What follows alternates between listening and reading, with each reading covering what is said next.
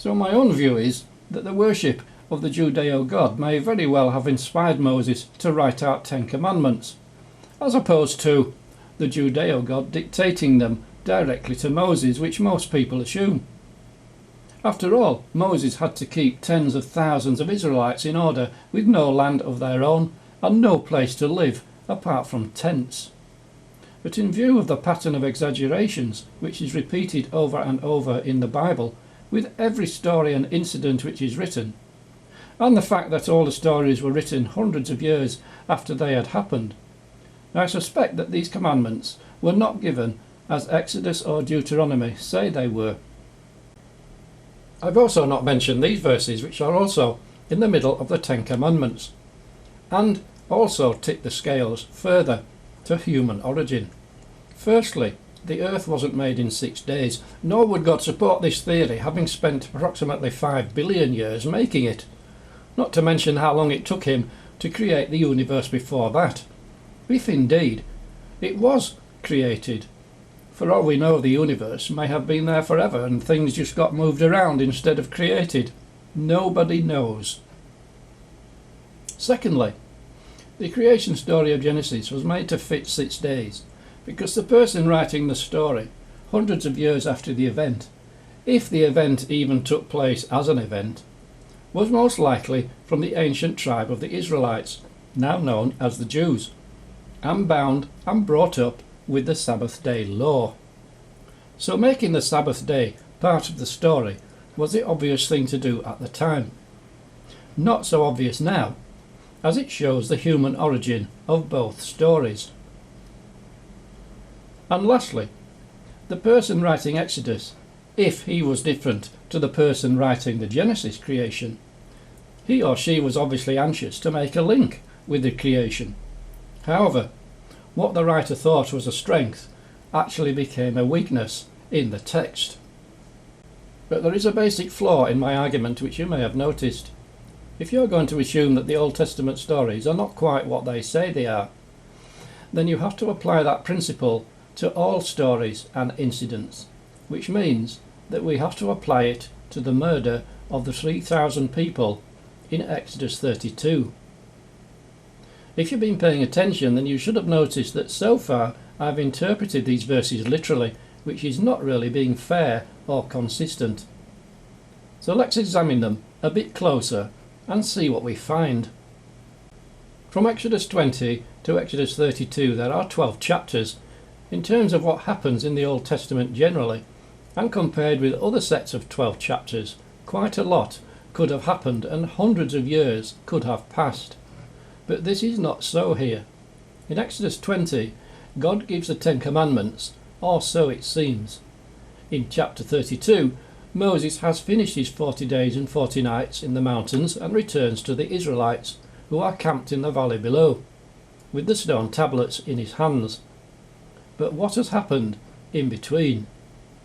While Moses has been camping out on the mountain, God has been giving Moses instructions on lots of other laws, rituals, sacrifices, measurements for the Ark of the Covenant, what the priests have to wear, and so on. Or so we're led to believe. This all seems reasonable enough when you consider that 40 days is a long time for a leader to be away from his people, even though he had left his brother Aaron in charge. What isn't clear is how Moses remembered all these laws and rituals. But let's pass that by for the moment and examine what happens next.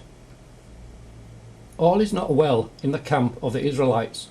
While Moses, Joshua and God have all been having an uplifting experience in the mountain, the people in the valley below have grown impatient at Moses' absence and demanded that Aaron let them make other idols out of wood, stone and gold, and they end up worshipping an animal deity known as the golden calf. So when Moses returns and finds out what has happened, to use a 21st century expression, he goes ballistic. He smashes the stone tablets. He forces the people to drink polluted water. He instructs the wholesale murder of 3,000 people, and thousands more die of disease. Well, it all sounds very realistic and quite credible, mainly because the story is so similar to all the other stories in the Bible because of its violence.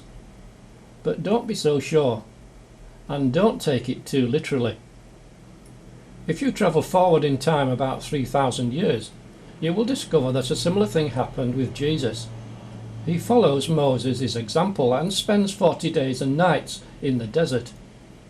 When he returns to civilization, his message is very similar. Unless everyone repents and turns to God, they are going to perish. Do you think that these Galileans were worse sinners than all the other Galileans because they suffered this way?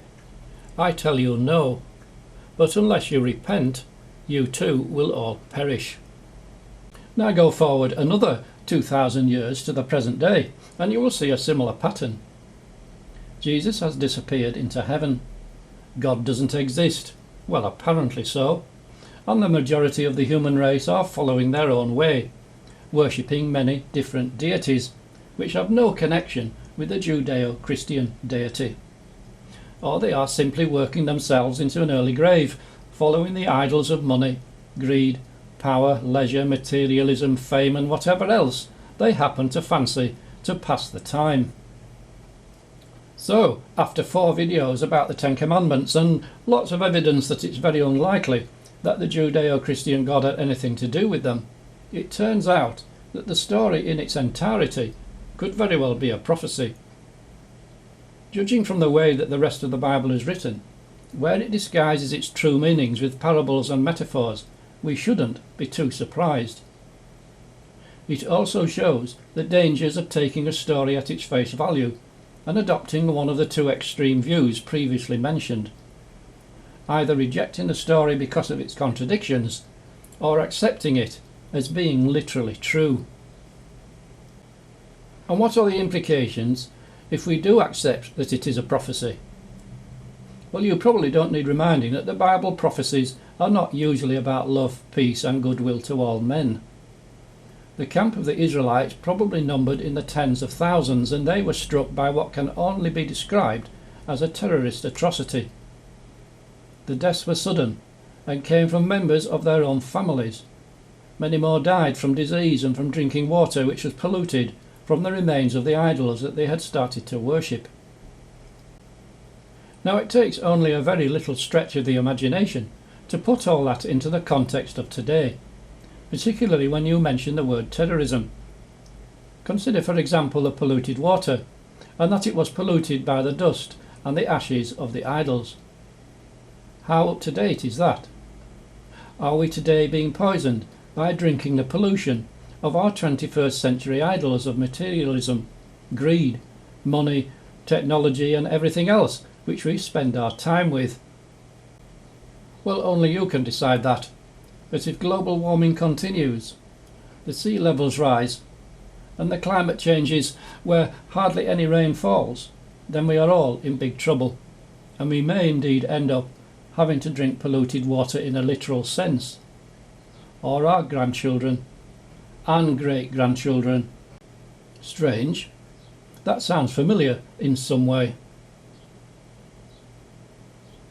I might well be reading too much into one sentence from the Bible, but no one can deny that we have done a full circle and arrived back at where we started in part 1.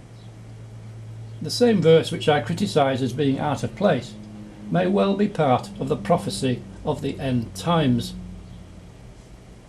What started out as a story about Moses and an impatient and sinful people with no home has landed on our doorstep in exactly the same scenario, and the end result would be the same as the 3,000 or more that died in Exodus 32, except next time it will probably be nearer 3,000 million. Revelation 20. Anyone whose name was not found written in the book of life was thrown into the lake of fire. Yes, billions will die at the end of time and will end up in the lake of fire, and that, I believe, is a real reason for the story of Moses and the 10 Commandments, to warn and to prophesy. So maybe God didn't literally give 10 Commandments, and maybe Moses didn't literally talk to God in the mountain.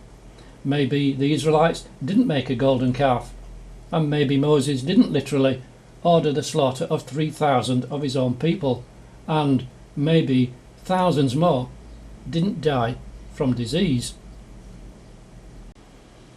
But we could find ourselves saying just the same thing today, and then we've learnt nothing. Maybe God doesn't exist. Maybe Jesus didn't literally rise from the dead. Maybe he's never coming back. Maybe there's nothing wrong with spending all our spare time playing golf or renovating the house. Maybe there's nothing wrong in turning our attention to other deities, such as Buddha, yoga or Hindi. Maybe we have a right to spend our time and money where we want, and maybe there won't be an end of the world where billions will die in a lake of fire, or billions be raised to life, only to die again. So, as I explained in part 3, it's easy to pull the Bible to pieces.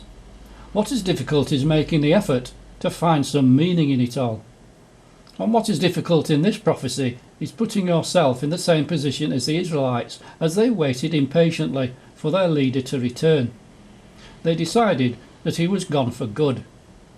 Let's just hope we learn from history and don't make the same mistake.